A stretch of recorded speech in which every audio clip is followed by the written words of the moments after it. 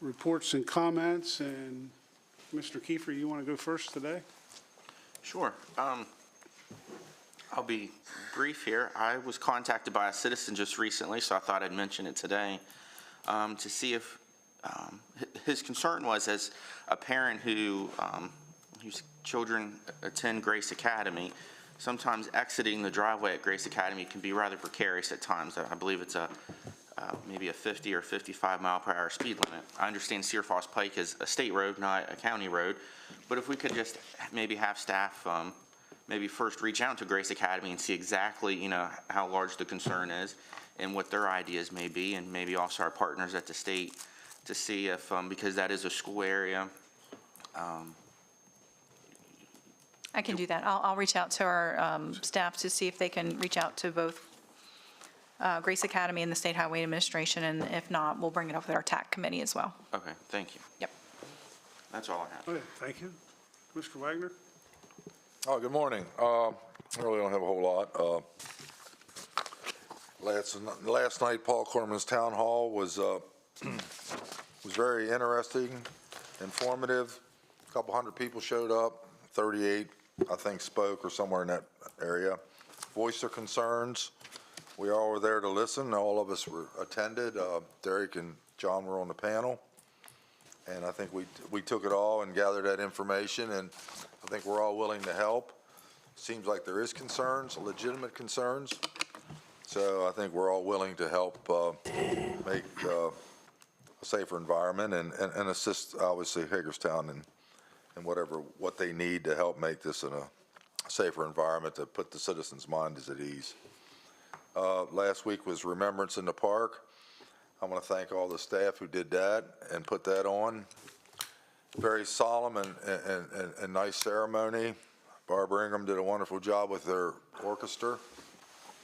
And it's just something, it's very fulfilling to go to attend every year. That's it for me. Okay, thank you. Mr. Harvey? Yes, I would also like to thank Senator Quarterman for having organized the event last night that was focused on public safety. And, there were a number of people, organizations asked to attend, and there was some confusion about whether or not the city was invited. The city was invited to attend, and they decided not to participate in the panel. I would note that, Councilman Perini and Councilman Schindler were there in the back of the room.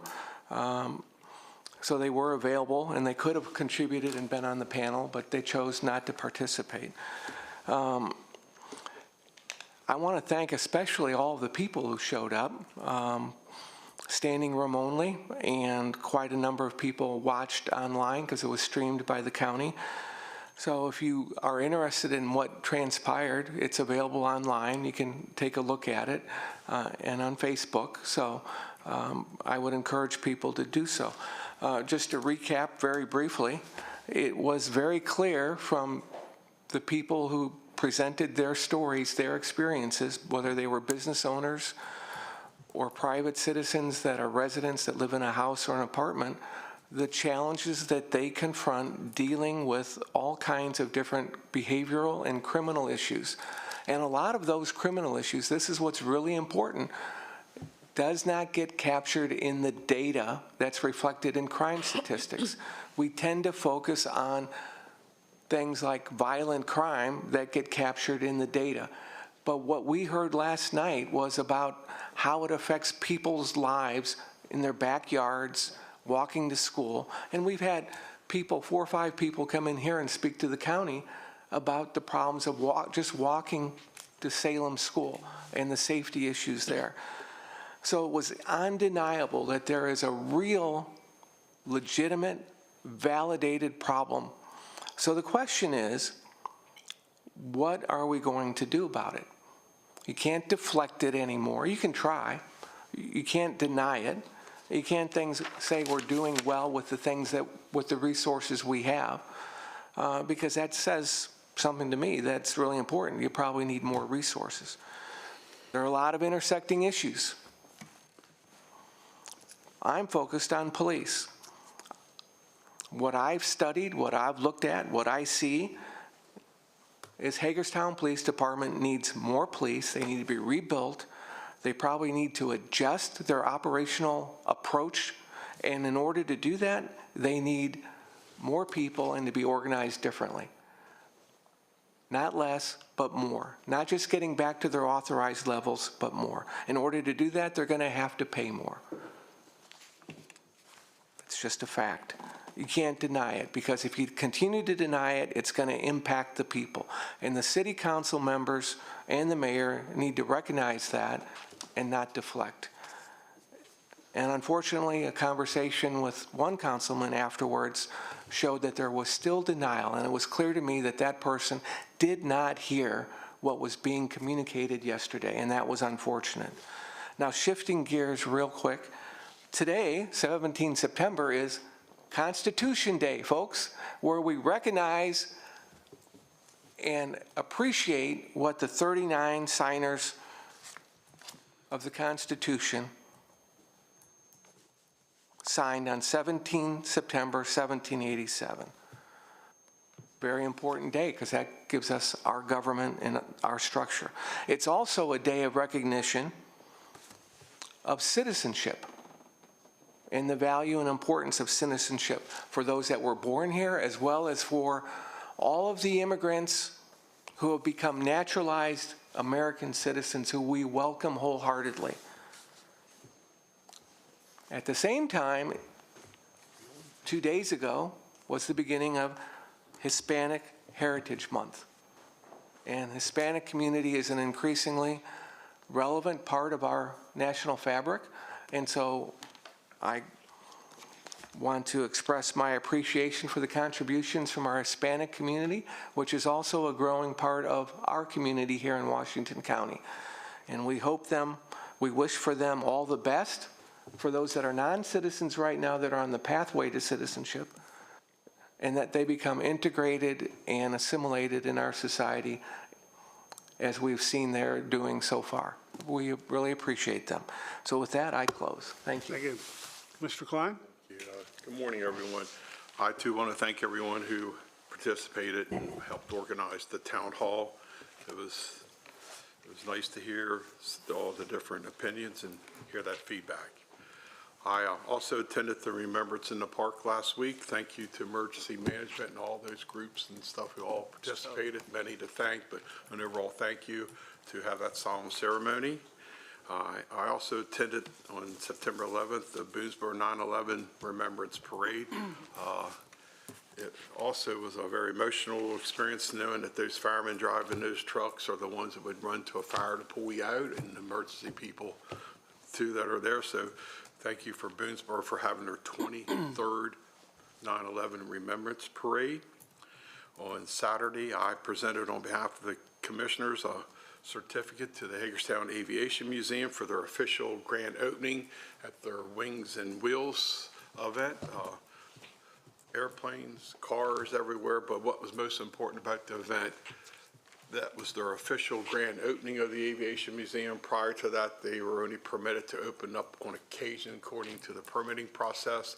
They now have their full use and occupancy permit issued by the county. Very grateful. Evidently, things went smooth with that. So they had the New Horizons band, Tom Ryford MC, Senator Corden was there, and there was a large crowd in attendance for the ceremony. So if you ever have the chance, get out to the Hagerstown Aviation Museum and learn some of the history of Washington County. And that concludes my report. Thank you, Commissioner Klein. Yes, I'd like to say congratulations to the Hagerstown Aviation Museum. Those folks have tirelessly for quite a few years worked behind the scenes, given of themselves, and have dedicated literally their lives to the Aviation Museum. And it is something to behold, and we're very fortunate this community has such a facility. They've come from nothing, and the amount of artifacts and the facilities that they've been able to put together is just remarkable. Something else that I can't go without mentioning is 162 years ago today was the Battle of Antietam. No, it wasn't my birthday. But how many years ago was your birthday? That's another story for another day. Yeah, we forgot that, actually. Are we going to Good. sing or anything Good. today for But him? let me finish my story. Thank you very much. 162 years ago, our community, Washington County, was converged upon by not only hundreds, but literally thousands of soldiers in the Battle of Antietam during the Civil War.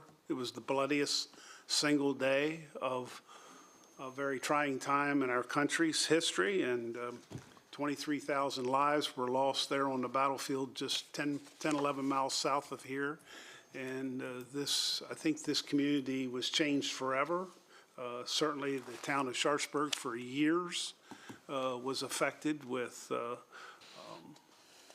disinfect and different things.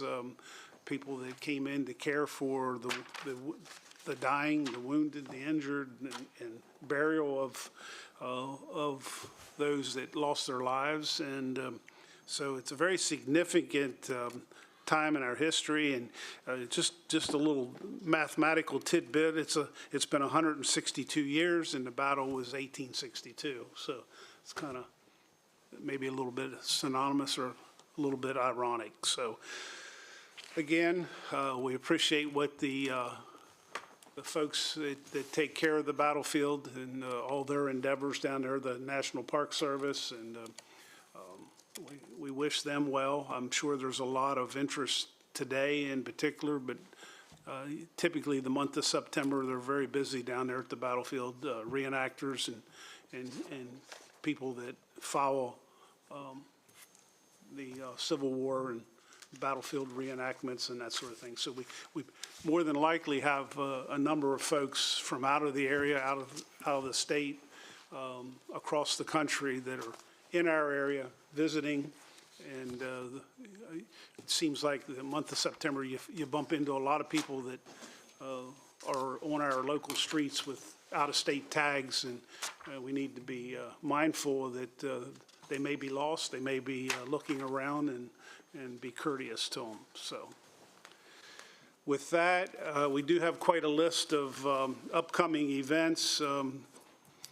ARC of Washington County is the host for the September Chamber of Commerce Bash. That's tomorrow at 5 p.m. A big day for this community on Thursday, United Way Day of Caring. There'll be a kickoff breakfast, and then once again, hundreds of volunteers that will be going out across Washington County, helping with various projects, particularly a lot of folks that have needs. I know that they'll be building porches and painting for people and various things. So be careful on the roads and watch out for a lot of activity with United Way Day of Caring. Grand opening of Kirk Nation Lease Company. That is on Schiffler Lane out at Hewitt's, I guess that's at Hewitt's Crossroads. That is Thursday the 19th at 10 a.m. 75th anniversary of the Hagerstown Housing Authority.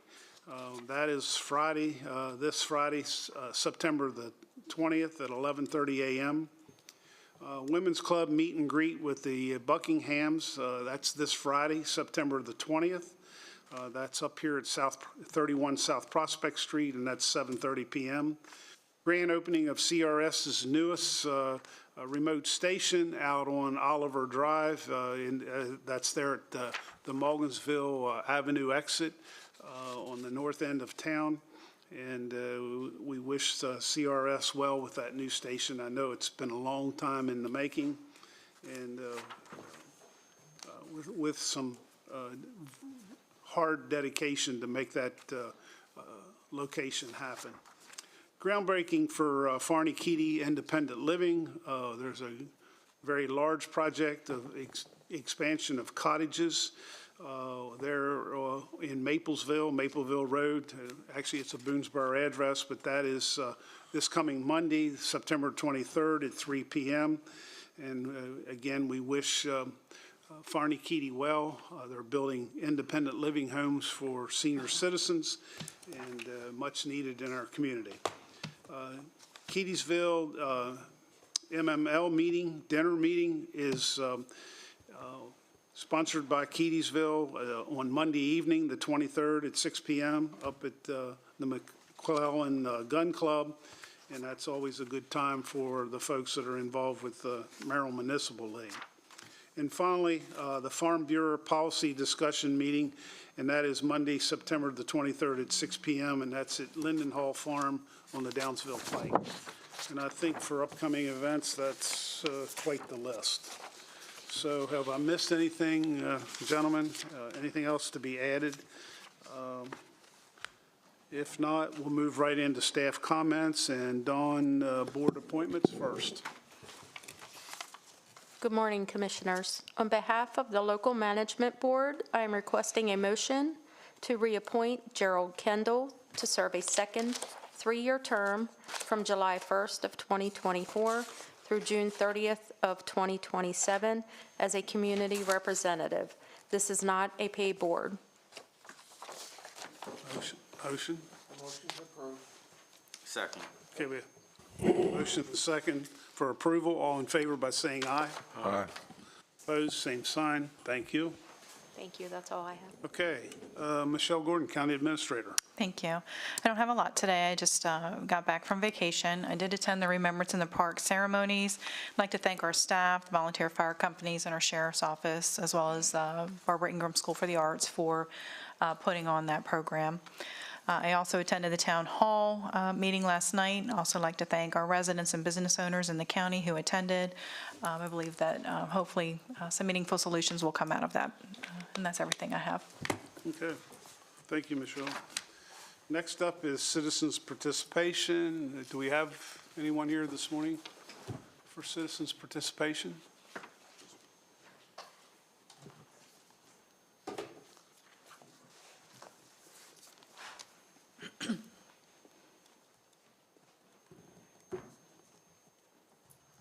Good morning, Commissioners. Good morning.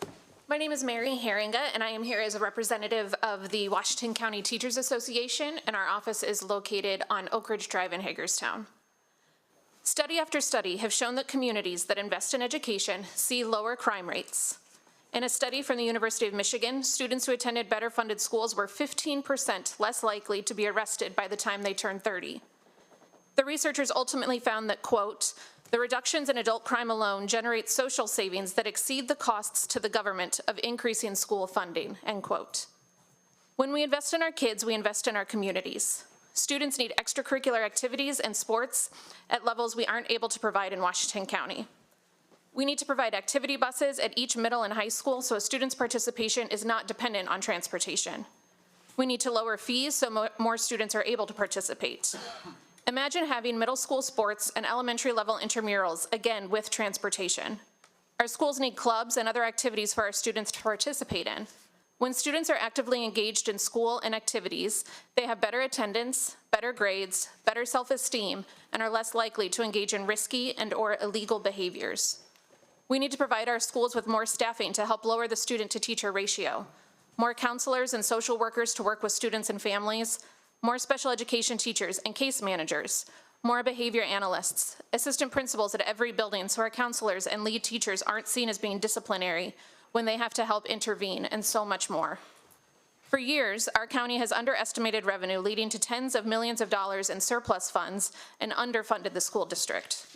While education does make up the highest percentage of the county's general fund budget, that is a little misleading. The education portion of the budget includes not just Washington County Public Schools, but also the library system and Hagerstown Community College. Also, the percentage of the budget earmarked for education in the county's general fund has decreased substantially in the last 4 years. In 2021, education spending was at 44% of the general fund budget and is now down to 39% of the general fund budget, and that's a loss of $19 million. At the same time, the county's general fund grew by 18%, and spending on public safety increased by 40%. The county can more than afford to increase funding in both public safety and education. It's beyond time to do what is right for our students and community. It's time to make meaningful investments in our public education system so we can all have the community we deserve. Thank you. Thank you. Other citizens' participation this morning? Yes, sir?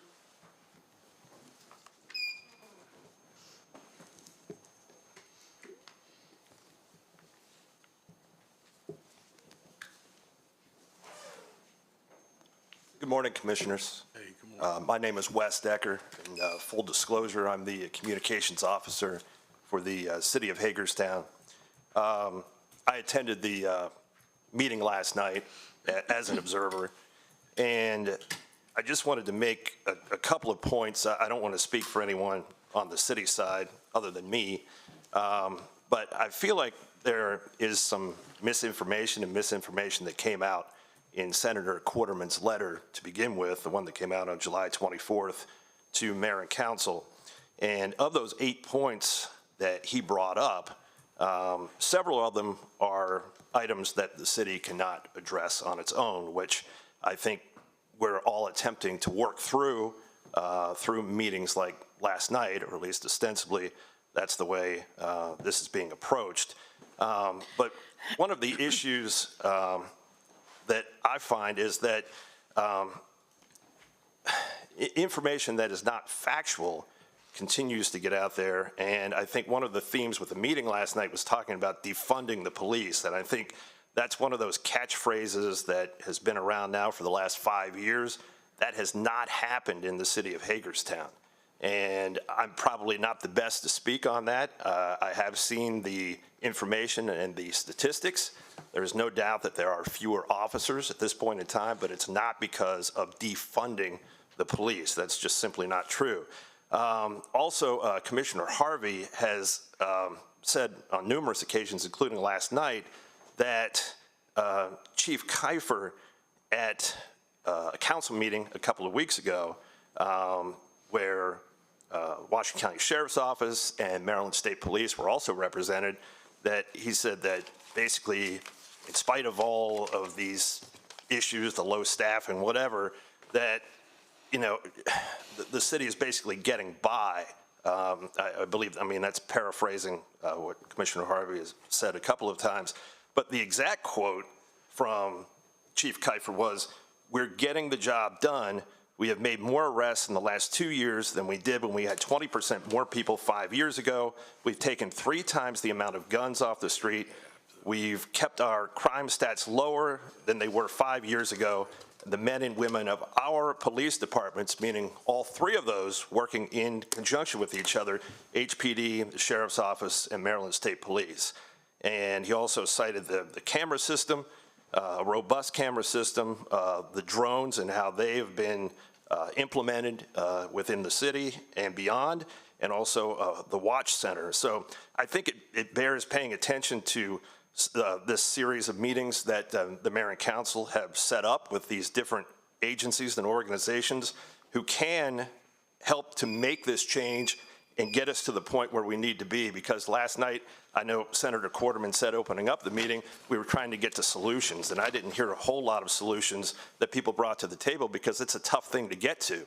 And I think the city is taking a logical approach in bringing these agencies and organizations, these representatives thereof, into these meetings so that not only can the city understand what they can and can't do, but also so the public can also understand.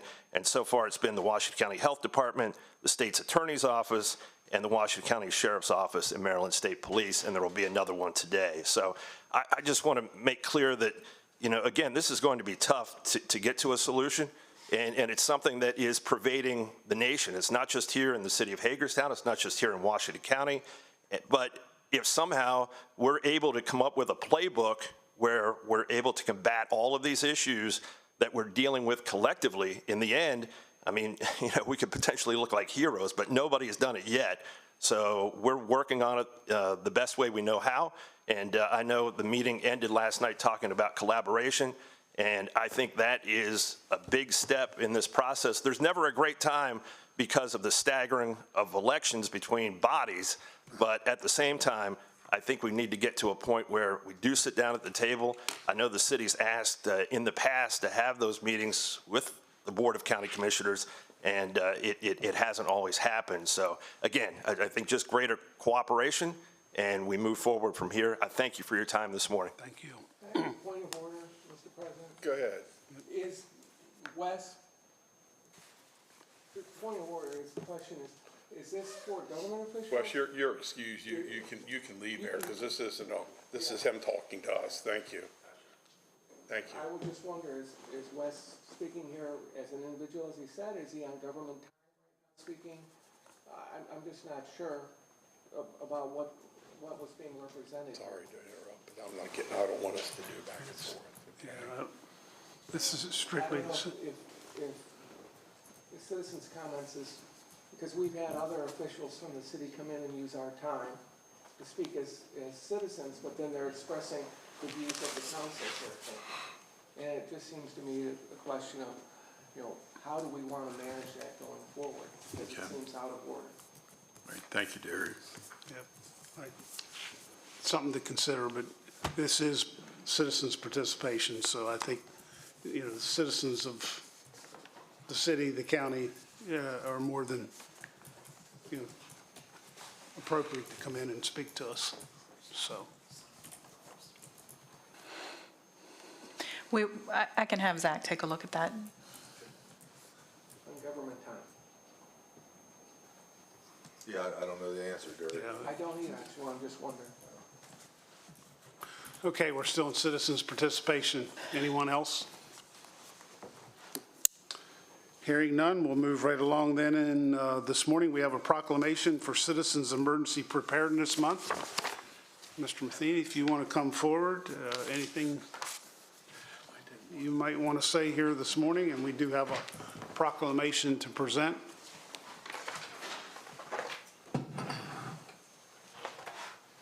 I'd just like to express our concern about people getting prepared. This is Preparedness Month. September 28th, we are having Preparedness Expo. A prime example of people needing to be prepared was the water main break that we had on Saturday. Numerous people did not even have enough water to get by a day, let alone the recommended 3 days. So we try to stress to people, you need to have enough food and water for at least 3 days. 7 days is preferable. So we're just encouraging people to come out next Saturday, the 28th, down at the Public Safety Training Center and learn how to be prepared for these emergencies, because they just pop up when you least expect them. That's all. Okay. Any other comments?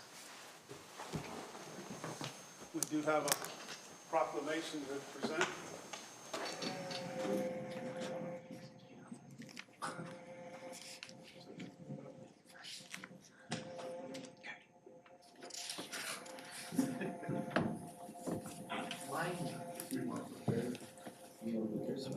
You stated, things happen.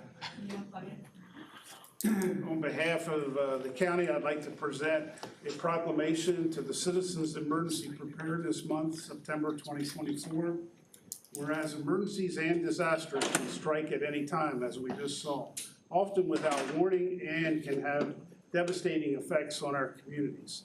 And whereas it is essential for all citizens to be prepared for emergencies by having a plan, building an emergency kit, and staying informed about potential hazards. And whereas the safety and well-being of our community depends on the preparedness and the resilience of every individual, family, and organization in our community. Whereas National Preparedness Month is observed each September to promote family and community disaster planning throughout the year. And whereas staff from emergency management, emergency services, fire, and EMS, police departments recognize the importance of taking proactive steps to enhance our readiness for emergencies and to support our first responders who are on the front lines during disasters. Therefore, we, the Board of County Commissioners, Washington County, Maryland, do recognize the month of September 2024 as Citizens Emergency Preparedness Month in Washington County, and encourage all the citizens to take steps to prepare for emergencies by creating a family emergency plan, assembling an emergency supply kit, and staying informed about the risk in our area. Presented this September of 2024. Ready? 1, 2, 3. Thank you. Big picture. Yeah, absolutely. Anything else you want to do? Yes, Sarah? Take a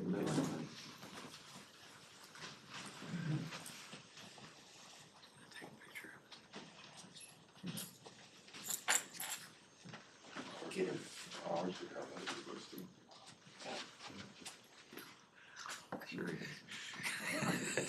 Selfie. Sorry. Jeff was busy. Okay. Ready? 1, 2, 3. I used that line. Thank you. I just True. That's true story. Some of these disappears are in the state archives. Thank you.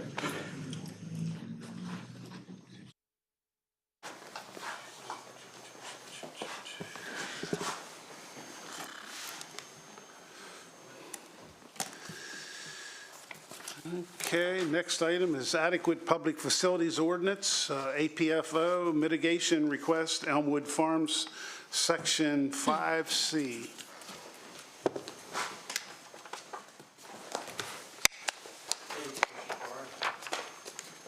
My name is William C. Blunt, attorney here in Hagerstown, right across the street, on 23 West Washington Street.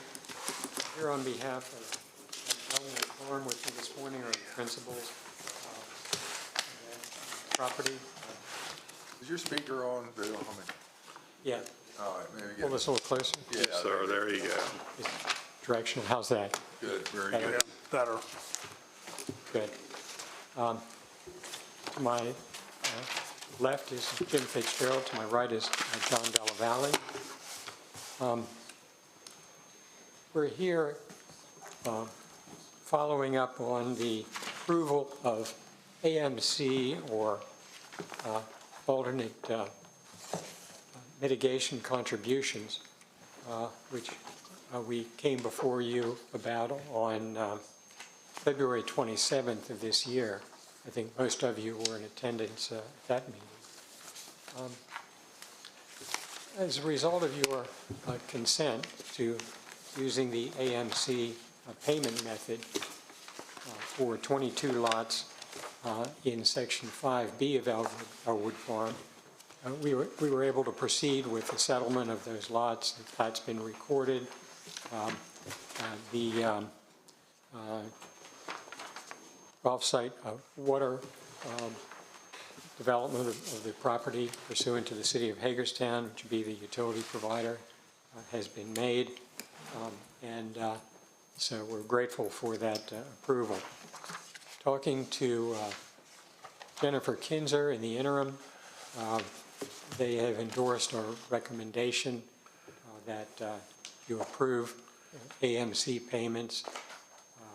Given the plans for new schools and given the continuing application of the rule that says that an exception under the APFO would allow us to proceed with development on payment of the AMC since our plat, and I'm not sure it's the only one left. Our preliminary plat was approved in February of 2005. The APFO provides that you may approve this mitigation program if a preliminary plat was approved by the Washington County Planning Commission prior to July 1st, 2005. So it's a little bit of a refresher and an update on what's happened so far.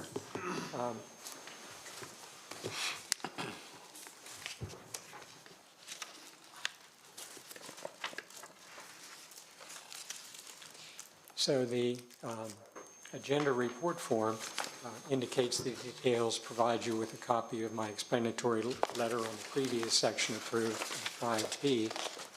And we're here to ask that you extend your consent to the 13 lots in Section 5C of Elmwood Farm.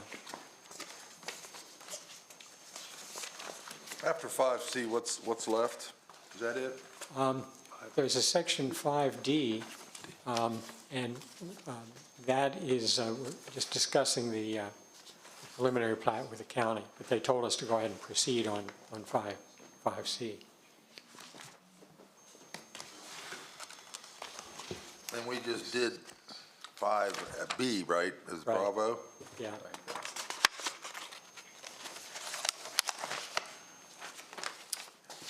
This plat was approved back in the 90s, I think, wasn't it, or is that correct?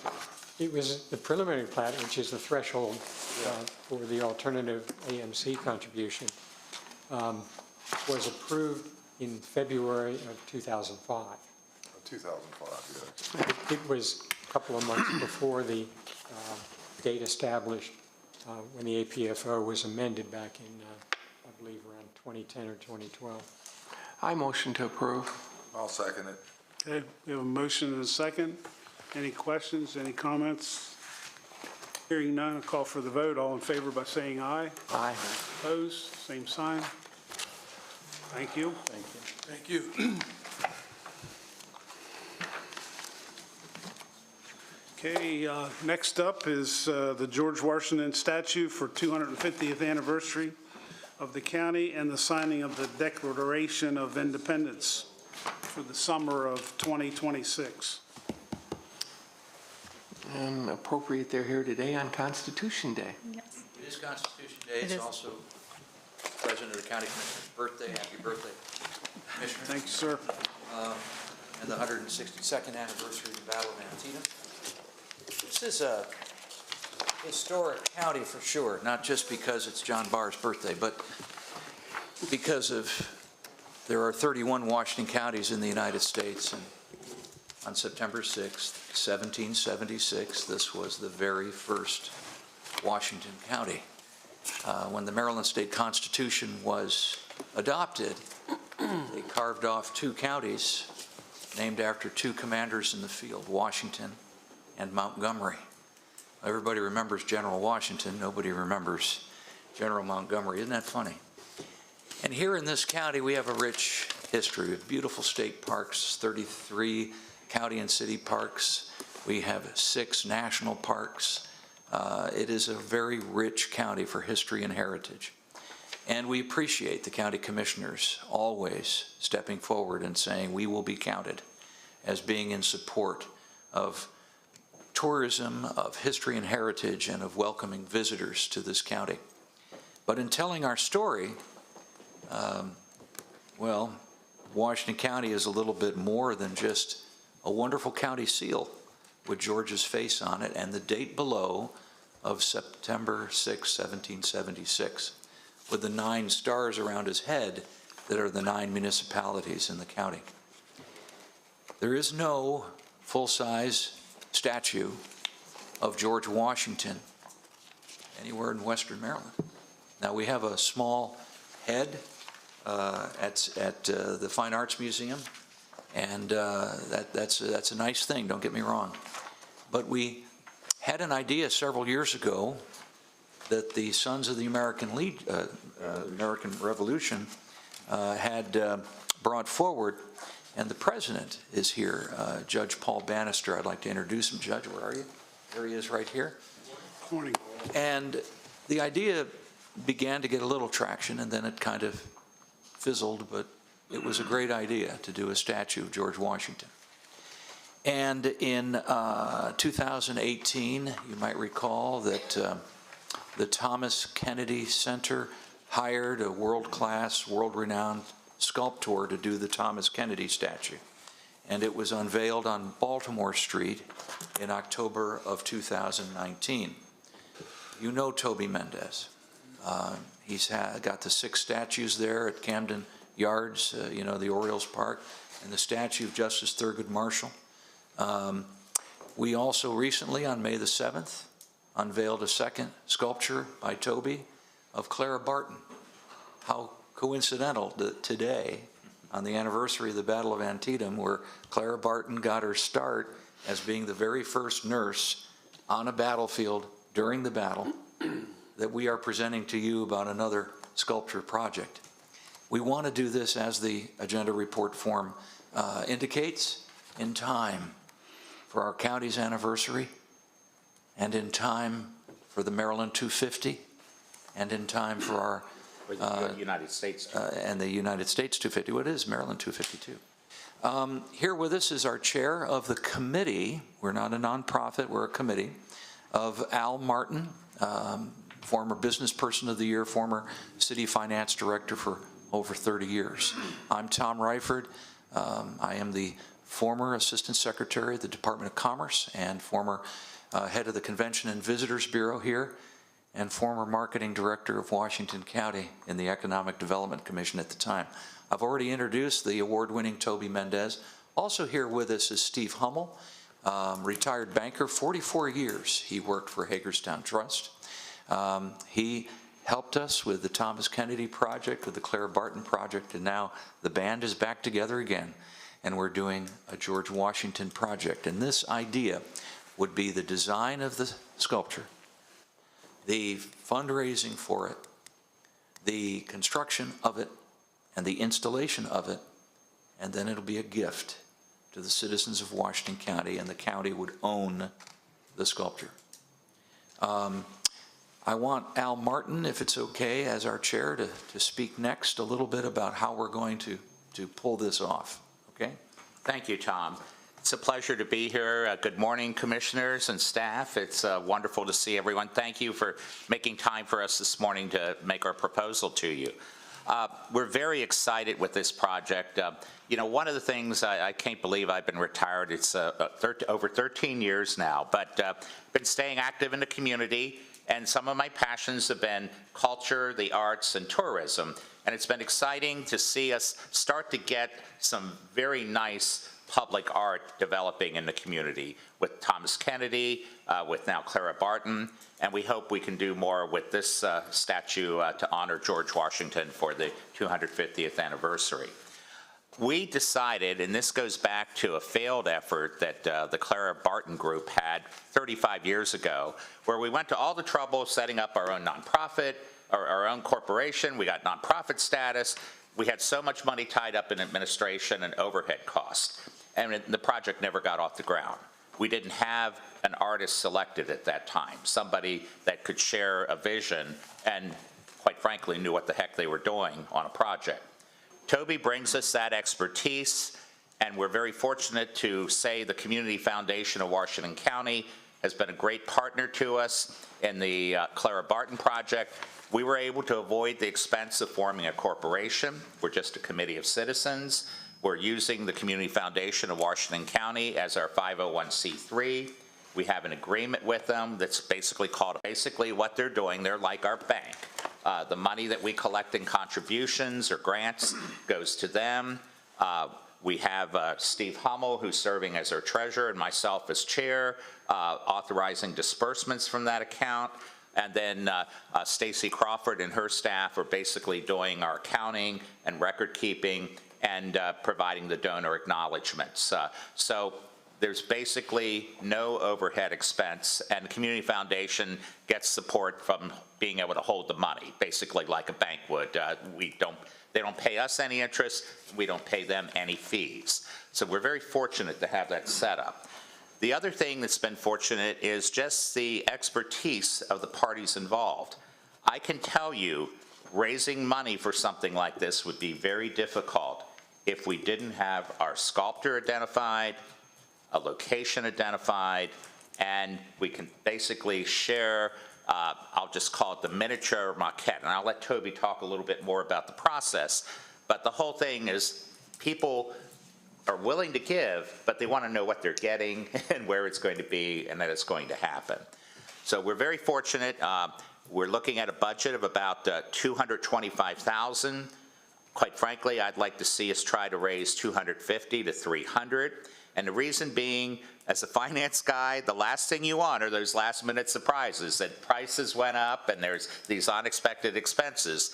And we don't want to come back and ask for more later. So that's our goal. We're also looking that any leftover money above what's needed to pay for the expenses of the project, we are going to put into a permanent fund with the Community Foundation to pay for perpetual maintenance on the facility, the sculpture, and the statue. We did that with Clara Barton, and we, quite frankly, were able to raise, I think, in excess of $50,000 that is there to earn interest and annually provide the city with resources to pay for that. With that, let me turn it over to Toby to talk a little bit about specifically the artistic side of this and a little bit about the project timeline that's important so that we can get this done in time for the 2026. Good morning. How are you? I wasn't sure if the commissioners had the images of the proposed design.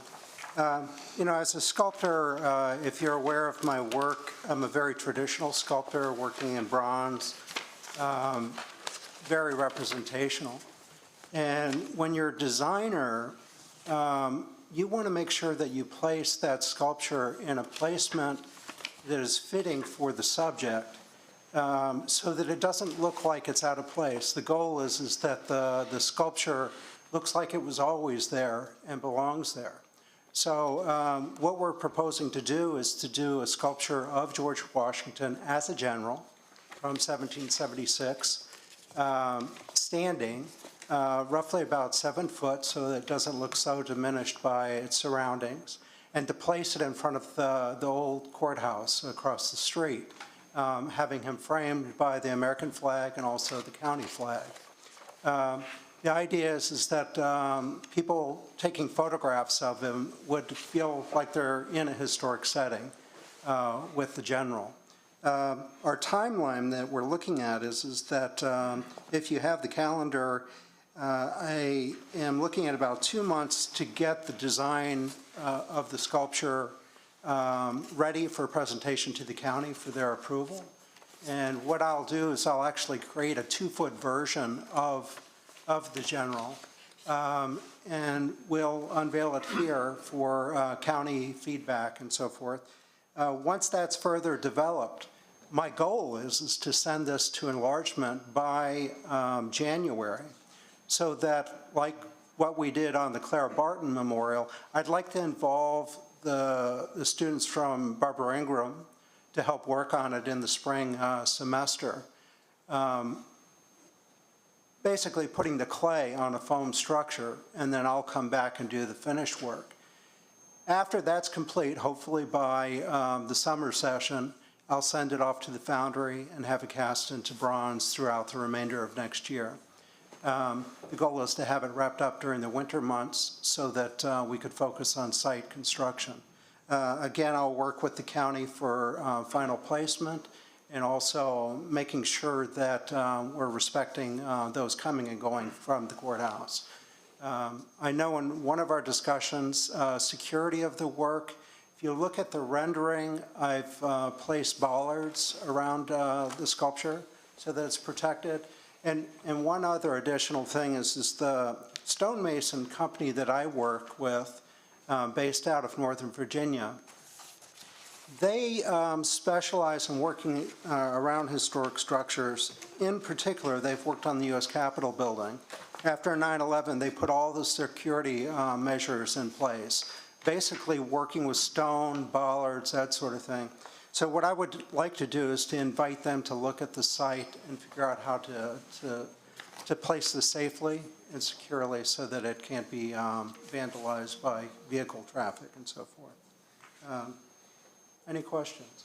I just have a couple things I'd like to add to their presentation. They're seeking approval from the board, not only for the memorial statue, but for funding $50,000 in HRT funds.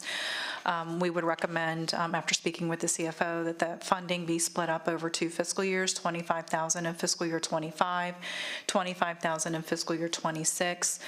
The remainder of the budget of approximately $175,000 will be raised through private donations and grants from other entities. If the funding is not raised, we would not move forward with the project. Now, although their primary location that they would like this to be situated at is in front of the courthouse, the circuit courthouse, ultimately the board would have the final say in the location of the project. And other locations that they considered included the plaza right here in front of the county administration building, as well as a county park that we would need to locate or determine if you would prefer to be at a county park. So if approved today, we would need to bring back to you the site construction agreements and the artwork donation agreement. Those would be drafted and reviewed by our legal staff. I do have concurrences from our Chief Financial Officer and our Director of Public Works for the project. Tom had additional things to talk about.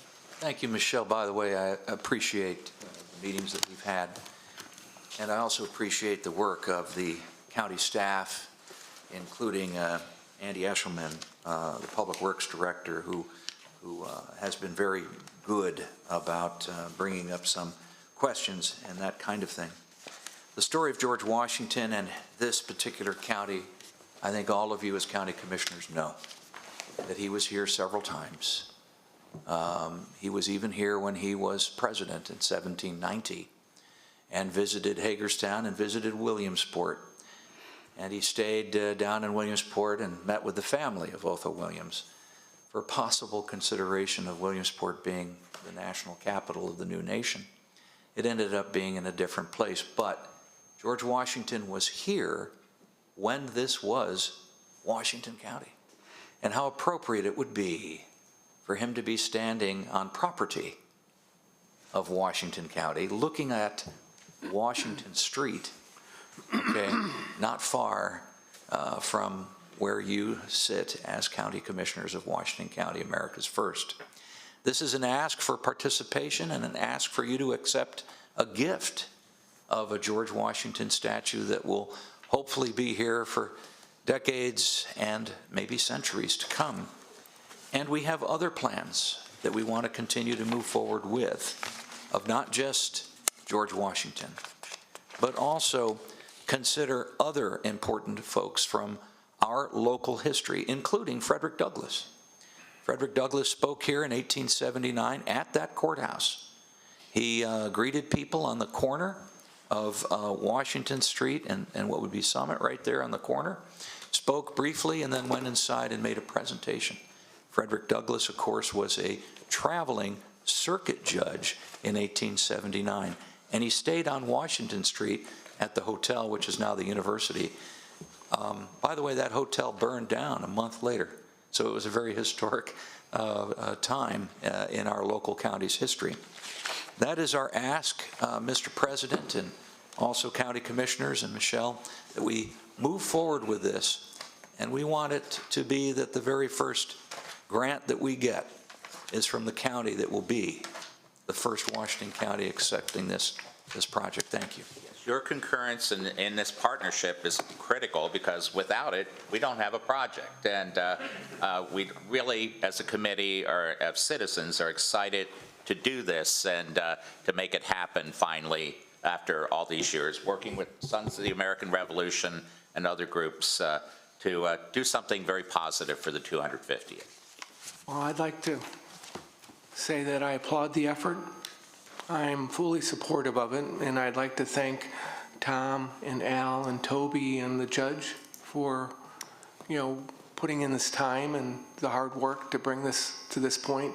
And I fully support it, and I would make a motion pending further discussion, of course, of any other comments, but I make a motion to approve this at this point in time. Yeah, I'd make a motion to second that motion, yeah. Thank you, commissioners. Okay. We have a motion and a second on the floor. Any other questions? Just a question, are we approving both the dollar amount and the site selection, or is that for a later time? It sounds like you have your heart set on in front of the courthouse, and I think that's the appropriate location as well.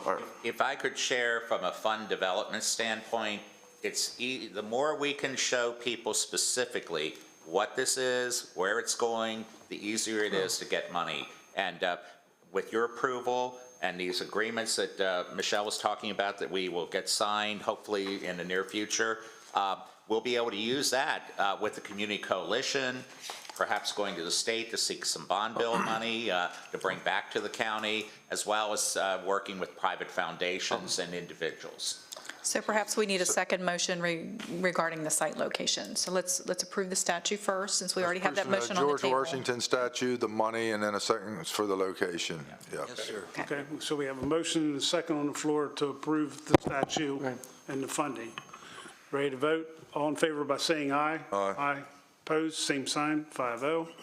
Okay, second motion? I'll move to approve the location in front of our courthouse. I'll second that. Okay, any other discussion? Ready to vote? All in favor by saying aye? Aye. Opposed, same sign, 5-0. Oh, no problem. Thank you, commissioners. Thank We you look all forward so to the much. project. And again, John, happy birthday. Thank you. We're very excited. Another great community collaboration. So thank you all very much. Yeah, Thank you. good things for our community. Hey, Tom. Thank you. Hi, Steve. Steve, thanks for coming in.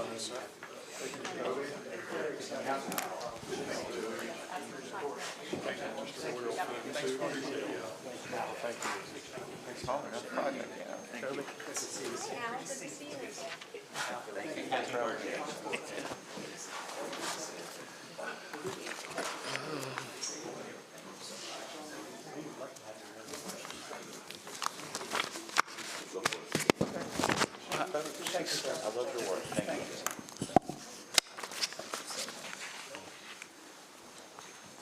Okay, next up is Hagerstown Eastern Panhandle Metropolitan Planning Organization, better known as KEMPO, budget amendment request. Good morning. Good morning. Jill Baker, Director of the Department of Planning and Zoning. I have with me Matt Mullinex, the Executive Director of the HEP MPO.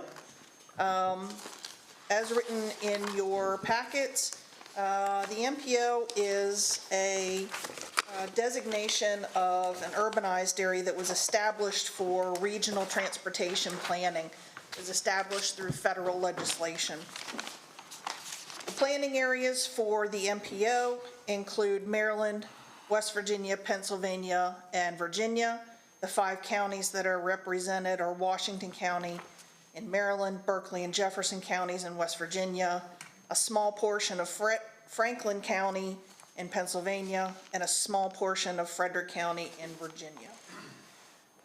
Today, what we're seeking approval for is to accept the remaining grant funds for the City of Hagerstown's Safety Action Plan.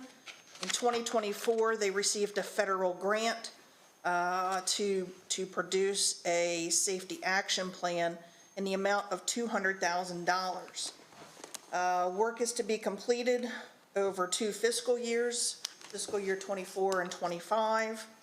The expenditures for work completed in 2024 equaled about $70,000. Because we didn't know the amount of the expenditure at the time of drafting our budget, we didn't estimate how much revenue could be in a 2025 budget. Now that we know that number, we're requesting that an additional $130,000 be added to the MPO's budget for fiscal year 2025 to wrap up the expenditures for this study. Again, this is 100% federally funded. It will have no impact on the county's budget.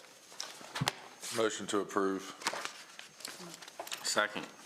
We have a motion and second on the floor. So we will be reimbursed. Yes, yes. That's correct. And- Washington County acts as the bank for the MPO, and we get reimbursed from all of those agencies. And yes. if we have problems getting reimbursement, We won't have any problems. I mean, it's a federal budget. Go ahead. 14 years to date, no problems, so. all right, good, thank you. Yep. Okay. Any other questions, comments? Call for the vote. All in favor by saying aye. Aye. Aye. Opposed, same sign, 5-0. Thank you. Thank you, Commissioners.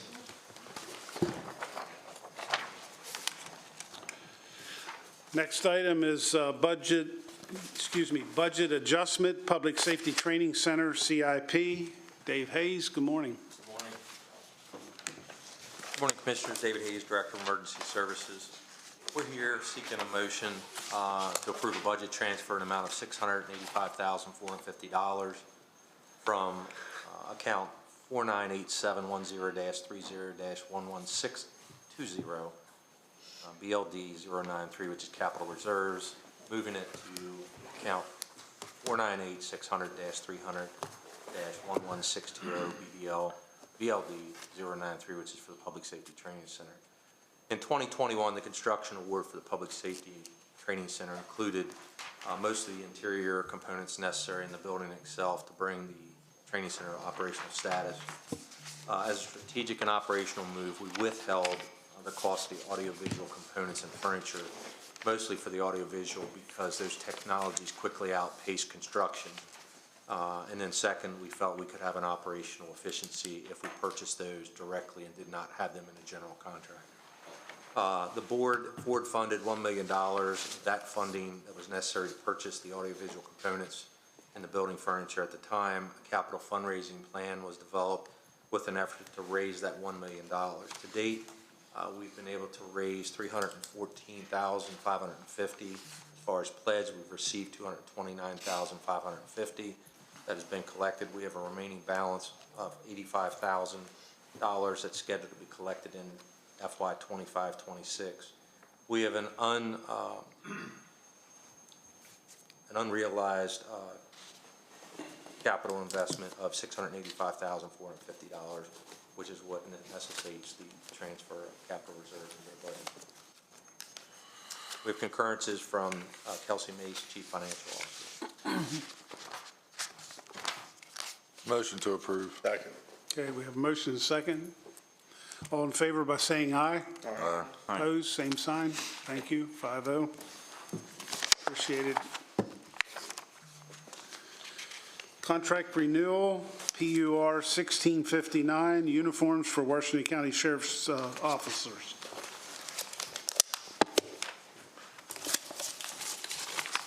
Good morning, Brandy Nagelbauer in the Purchasing Department. Brian Albert, Sheriff.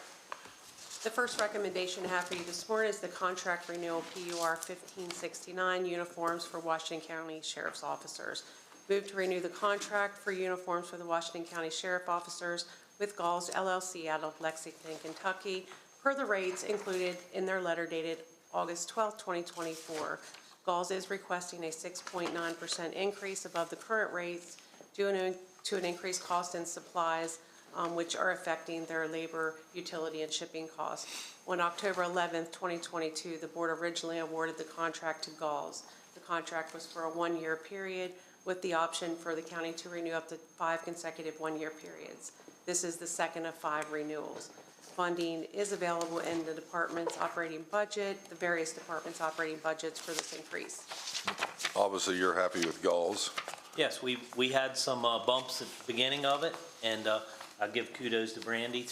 They tried to raise us by like 11%. Is that correct? And we went back, renegotiated, got it to 6.9%. So, but we're happy with the service we're getting. Motion to approve. Second. And motion is second for approval. All in favor by saying aye. Aye. Opposed, same sign. Thank you. Thank you very much.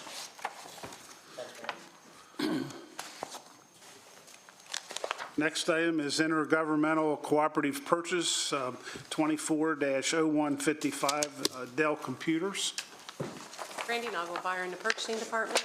Joshua Indian, Chief Technology Officer. The next recommendation is intergovernmental cooperative purchase, INTG 24-0155. This is for Dell Computers. Move to authorize by resolution the approval to purchase for the replacement of outdated computers for several county departments from Dell Technologies out of Round Rock, Texas, at a contract pricing totaling $184,267. This pricing is based on an Omnia Partners contract. Section 106.3 of the Public Local Laws of Washington County grants authorization for the county to procure goods and services under another jurisdiction's contract as long as we abide by the same terms, condition, and pricing of that contract. The county will benefit with a direct cost savings by using this contract due to the economies of scale that the contract has leveraged. Funding is available in the department's capital improvement. Motion to approve. Second. Okay, we have a motion and a second, ready to vote. All in favor by saying aye. Aye. Aye. Opposed, same sign. 5-0. Thank you. Next item is contract renewal, PUR 1561, performance testing for fire hose. Brandy Nagelbauer in the Purchasing Department. Dave Davis, Director of Emergency Services. The next recommendation is the contract renewal, PUR 1561, performance testing for fire hose. Move to renew the contract for the performance testing of fire hose with industrial inspection and analysis out of Peoria, Arizona, per the rates included in their letter dated June 10th, 2024. Industrial inspection and analysis is requesting an increase above their current rates due to changes in the environment. These changes affect supply, labor, utility, and shipping costs. The contract period was for a period of, it began October 1st, 2022, with the option for the county to renew up to 2 consecutive one-year periods. This is the second of the renewal periods. Funding is budgeted in the department's operating budget for this increase.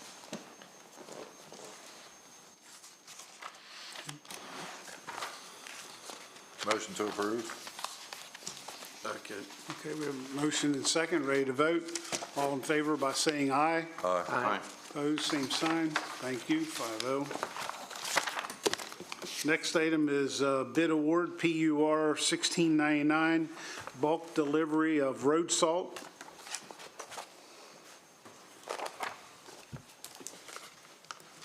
Randy Knuckle, in the Purchasing Department. Zane Rao, Deputy Director of Highways. The last recommendation after each day is the bid award 1699, bulk delivery of road salt. Move to award the contract for the purchase and delivery of bulk road salt to the responsible bidder, Cargill Incorporated of North Olmsted, Ohio, who submitted a price of $74.86 per ton. On August 7, 2024, the county issued an invitation of bid for bulk road salt. The salt will be purchased on an as-needed basis to be used on county-maintained roads for snow and ice control. The county uses an average of 15,000 tons of road salt annually. The contract period is tentatively to begin October 1st, 2024, and end April 30th, 2025. These recommendations for county requirements only. The city of Hagerstown will make their own independent award. The invitation to bid was listed in the local newspaper, this county website, e-Maryland Marketplace, and the new online bidding site for Washington County that is run through IOM Wave. 30 companies downloaded the document, and on September 13th, we did receive 8 bids for road salt. Funding is available in an amount of $791,000 in the highways operating budget for the purchase of the salt for the season. Question, with the light winters that we've had, has the use of salt been down below that average, or is that average factored in when we have heavy snowfall, ice? Usually we're buying about 13,000 ton a year. The last 2 years, we've been around between 55 and 5,900 ton. Not used, but bought. All the domes are stocked and full, so hopefully we don't have to buy any. Good. Guarantee no min or max on the contract. Okay. So it's a little over a third the last 2 or 3 years, which is Motion to approve. Second. Ready to vote? All in favor by saying aye. Aye. Opposed, same sign. Yeah. Thank you. Next item is water and sewer policy update. Good morning, Mark.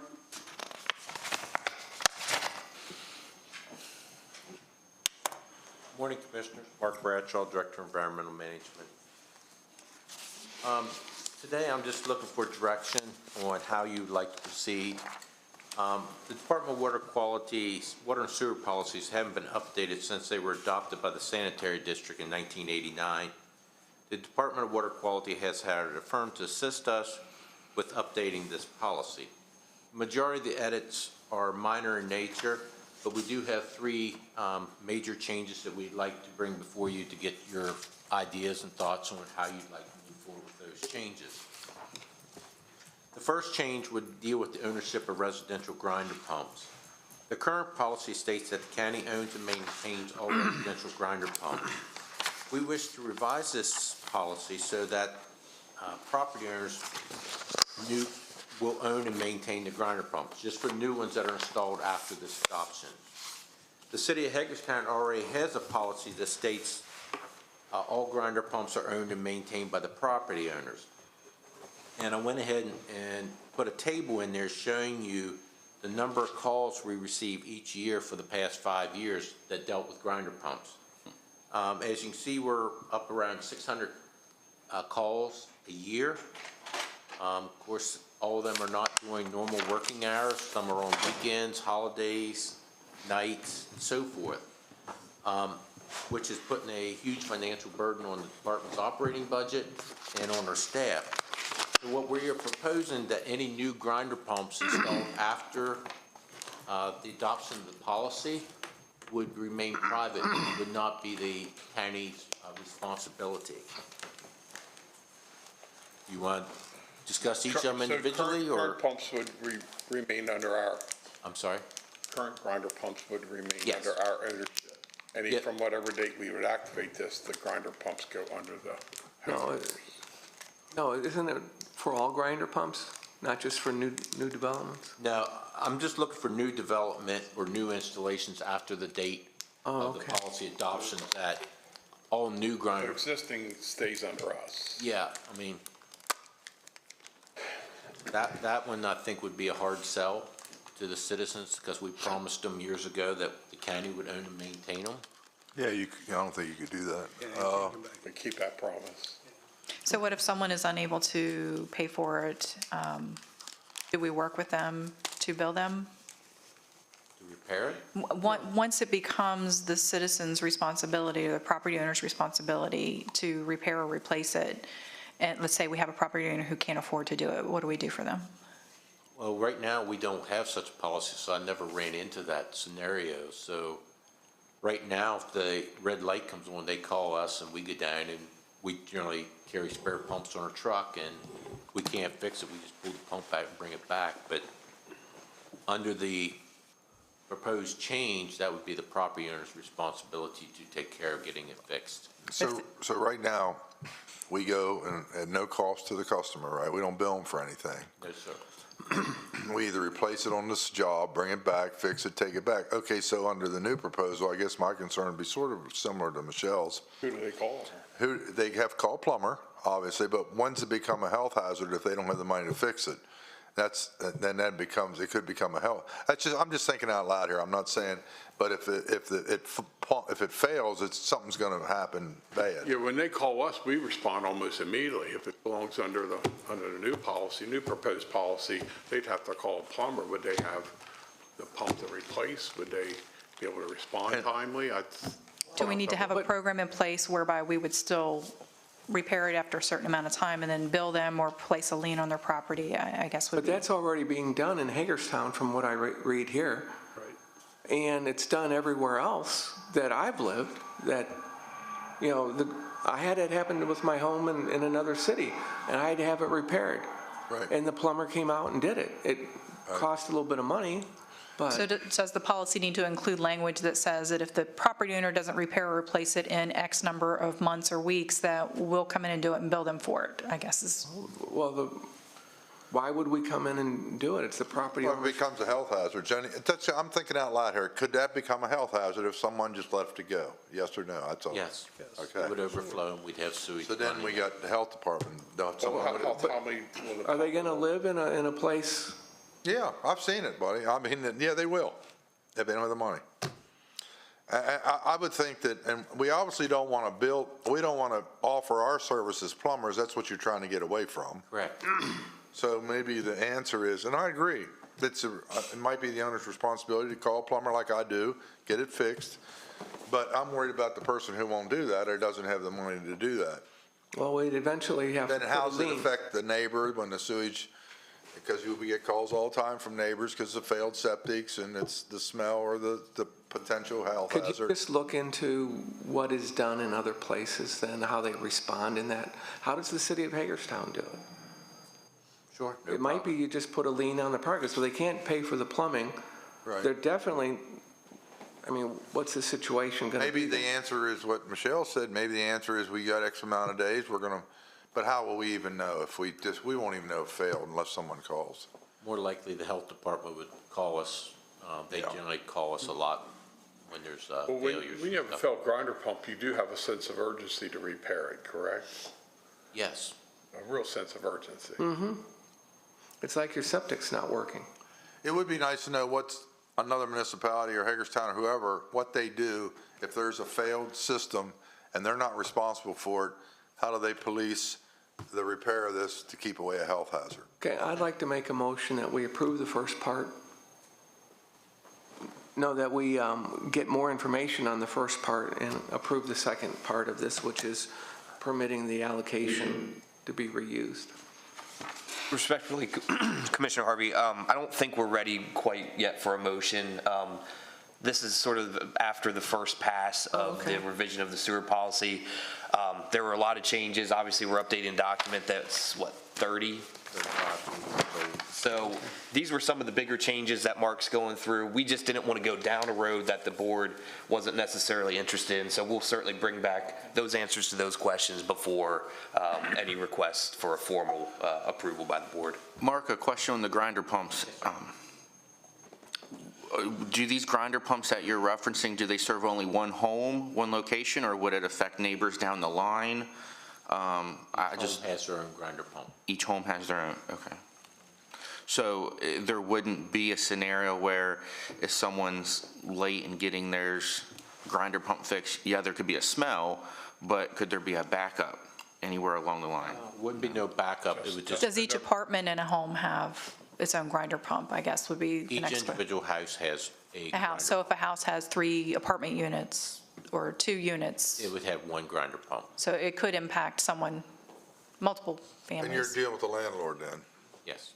So, yeah, we Usually. need something there, some kind of language, I think, that would protect the community if they didn't do what they're supposed to do. I guess I'd also like to know what communities, counties or whatsoever, what's their policies on this, just to have something to compare to. Okay. I mean, I'm not against it, I just think we need some safeguards for the people who won't. Most people will react quickly, I mean, but some people just maybe don't have the money to pay a plumber.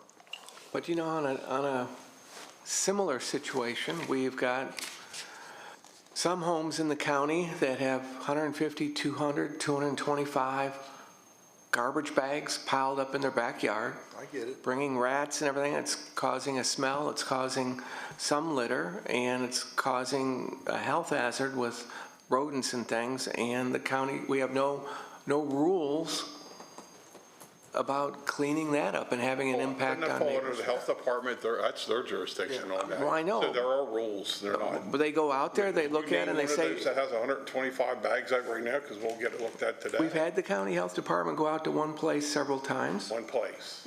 And they say it's bagged. Okay. But the bagging isn't sufficient. And that's, you know, when you're talking about something that has an impact on neighbors, it's a similar issue that I think we need to look at. I guess I don't want to create another issue. Yeah, I understand. I appreciate that. Yeah. Yeah, I'll look into what other municipalities, like I said, I know the city of Hagerstown doesn't own grinder pumps, so I'll start with them, and then I'll reach out to some of my counterparts and see how they handle it elsewhere, and I'll report back to you. Thank you. Okay, thank you, Mark. You want me to go over the allocation part, or? Yeah, I would go over the other 2 parts as well, please. Okay. Thanks, Mark. One of the other issues that we would like to make changes to the policy deals with allocation. We want to change the policy to permit allocation to be transferred between one property to another property. Right now, we have a lot of excess allocation sitting out there it's not being utilized to its full potential. So we would like to allow the property owners to transfer from property A to property B. That way, it would save us having to do a lot of expensive infrastructure improvements and upgrading the treatment plants. So far, we found 3 municipalities, Garrett County, Queen Anne's County, and Calvert County, that already have adopted policies that allow the transfer allocation. So I'd probably work with Zach if you guys are on board with that. I'd work with Zach and we'd pull out all the good stuff out of each one, and we'd probably create our own hybrid that we think would best serve our needs. But it would not relieve the developer from any downstream infrastructure improvements. Like if there's a pump station that doesn't have adequate capacity, they still would be required to make said upgrades to the station, but they wouldn't have to buy additional allocation. And this is for property in the same development. It could be not across the county, not from north, not from the Smithsburg area generally, to say. It would have to be on county sewer system. County sewer system. Yes, it can't be the city sewer, it can't be Smithsburg sewer, because we don't own the sewer inside the town. Okay, but if it's not connected, does it matter? No. The proposal would let them transfer from, let's say, the north end of Hagerstown down to Williamsport area if a developer owned a property up there that had excess. he could That's just transfer clear, I just some wanted down to there. understand. So it wouldn't have to be on the same sewer, it wouldn't have to be, for example, connected to the Conococheague wastewater treatment plant. It could be part of a different wastewater treatment plant. Yes, provided that we have capacity at the plants. They still would have to address the capacity issue at the plants or any pump stations if they transferred it. So this is just aligning with the state? I don't know if it's aligning with the state. It's, right now, we have a lot of allocations that's tied up at properties that will never be utilized to its maximum potential. But I have to count for all that allocation when I look at the flows at the pump stations and treatment plants. For example, like out on Morgan's Avenue, I think there was a Bobcat dealer there, just on the west side of 81. It was a sales, and before that, it was a HVAC place, and before that, it was a restaurant. That site has 24 EDUs hooked to it. The only way they're going to ever use 24 EDUs is if it goes back to a restaurant. So if a developer owned that parcel, he's probably only going to ever need 2 to 5 EDUs, probably be the max.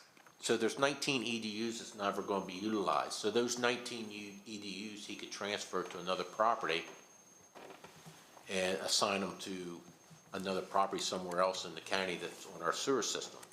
And that way, those 19 are now being fully utilized because the capacity's already counted at the plant. It's already in my flow numbers. Even though I don't physically see it, I have to count for it. So that will delay me having to upgrade the treatment plant down the road because those 19 are now in the numbers and counted for, but I don't have to add additional 19. Maybe you covered this and I missed it. If I had property A sitting here on Morgan's Avenue and I had 20 EDUs and I transfer them to a property I own somewhere else, and then I sell the property on Morgan's Avenue, those EDUs from 20 to 5, do they always stay at 5 henceforth? So you've devalued your own property for sale, I guess. But you're not really, I'm just thinking out loud, you don't really, I'm just thinking if you rob a property of EDUs, it becomes less valuable. But I guess if you're the guy that does it. If you're the developer, yeah, so you're not that's really, a financial decision you'll have to make. Yeah. Is it your best interest to take 5 from here and bring them down to could here? the same developer transfer them back then? They could, if they wanted As to. long at as a it's later under the date. same ownership, I guess, yeah. But I couldn't come in and buy it and then grab 5 more EDUs, that wouldn't work. Okay. So Mark, we've had questions over the years.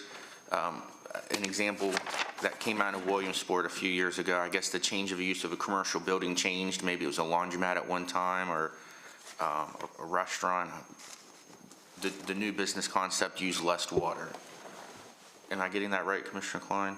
There's That may, somewhat, there was a laundromat or something that Yeah. was using more EDUs than acquired, or I'm not sure which direction it went, but another example, town of Williamsport shared with us, I suppose their high school maybe uses less water.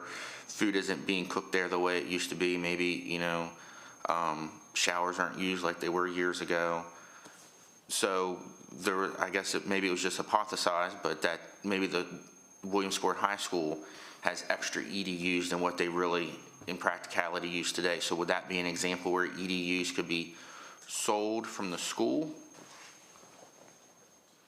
The schools are unique because the money ultimately came from this board here to the school board because you provide the funding to the boards. So in reality, the allocation belongs to the school, but you paid for it. So in that situation, the Williamsport couldn't just say, we're taking 20 EDUs from the school because they don't own the school's allocation. It's owned by the school, so therefore in that situation, no. But it could free up capacity. It's not necessarily about who gets the money and the benefit, but there could be an opportunity there to free up capacity to be used elsewhere. The next topic is we want to look at purchasing allocation back. The county would actually purchase. The schools are a prime example. The majority of the schools all have excess capacity sitting out there because they went to centralized kitchens now, so they don't have demand for water. So the schools have a lot of capacity that's just sitting there that's never, more than likely is not going to be used. So those would be one of the first ones we would look at reacquiring or recapturing that allocation. So the other point we want to look at is recapturing or buying back allocation from different developers, and then we would take it back, then ultimately we'd resell it. Right.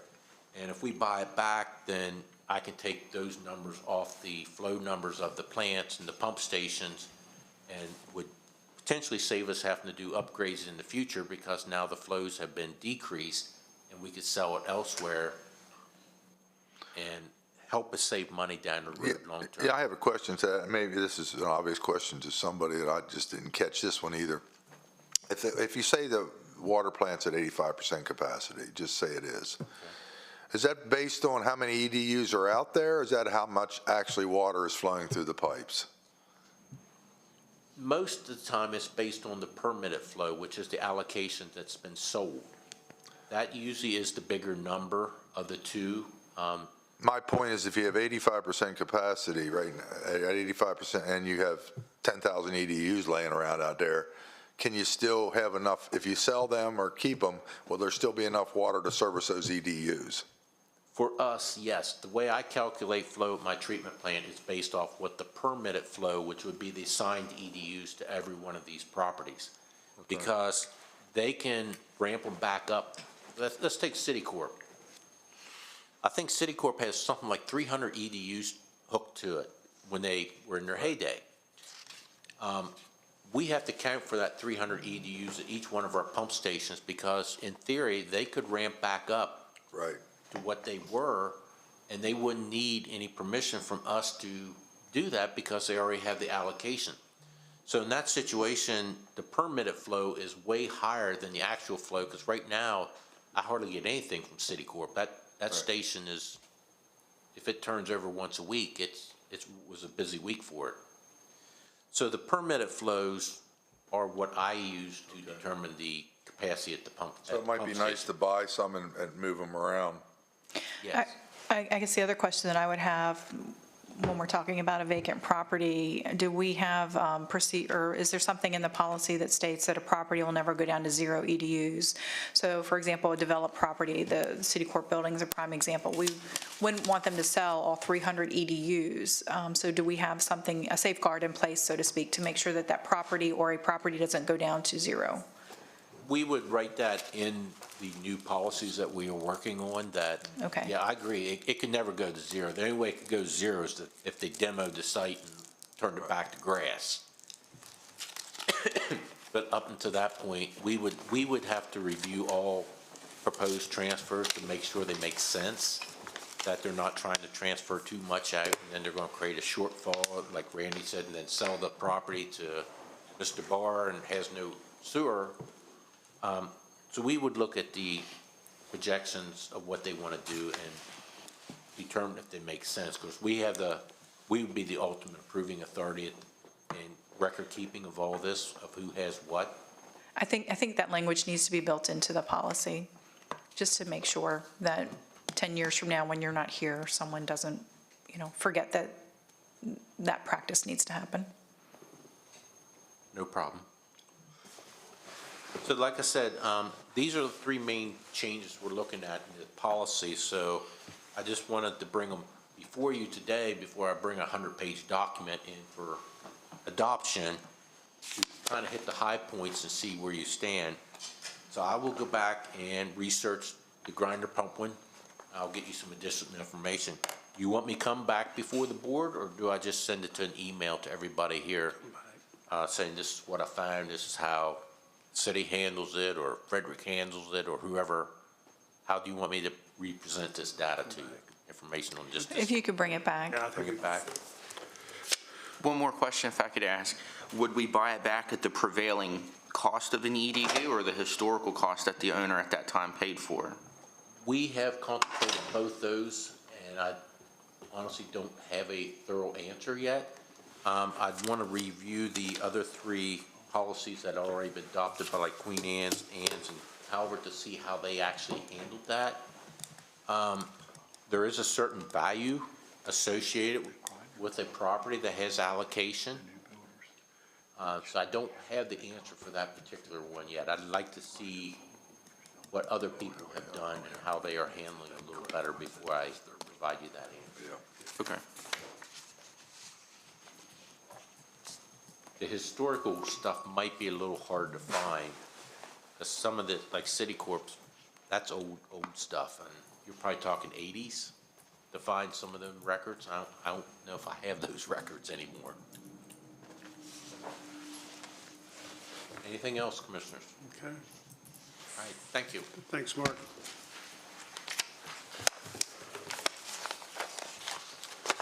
Okay, next item is Duvenage LLC, default of terms of financial incentive agreement.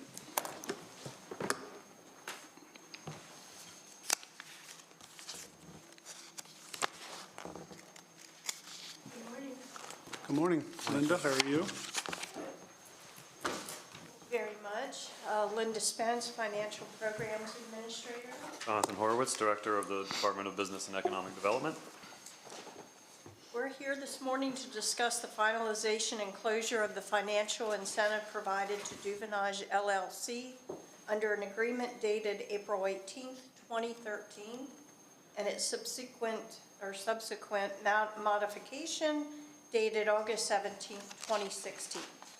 Our objective in terminating this agreement is to alleviate the ongoing financial burden it imposes on Duvenage LLC, which has been facing challenges in meeting its employment obligations as stipulated. Recovering these funds would be detrimental to the company. Further discussion reveals that by terminating the existing agreement, the county would waive its right to reclaim $11,333.62, which includes $6,666.84 in principal and approximately $4,666.78 in interest. A notice to terminate the agreement to Duvenage LLC has been prepared and is awaiting President Barr's signature. Alternatively, the board could choose to deny the termination and waiver, but we are seeking a motion to approve the termination. Any questions for us? No, I motion to approve. Second. Okay, we have a motion and second for termination of the agreement. Any further discussion or questions? Hearing none, I'll call for a vote. All in favor by saying aye. Aye. Aye. Opposed, same sign. Thank you. Thank you. Motion to go into closed session? For the reasons. For the reasons stated. Discussion of efforts to retain certain employees, discussion of performance of certain employees, discussions with county attorney on legal advice, county attorney to provide legal advice on proposed legislative actions, and on business and economic development issues. We have a motion. We have a second. Second. Motion is second. All in favor by saying aye. Aye. Opposed? Thank you. We are now in closed session.